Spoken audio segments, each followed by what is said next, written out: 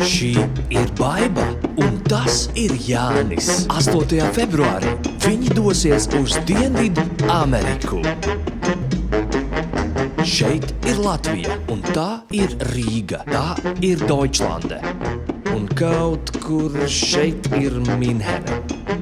No Rīgas lidosim uz Minheni un ceļā pavadīsim 3 stundas un kaut kādas minūtes. Tad, pēc 6 stundu ekskursijas Minhenes lidostā, dosimies uz Dominikānas Republiku, uz Punta Canu. Ceļš katram mums izmaksās 275 eiro.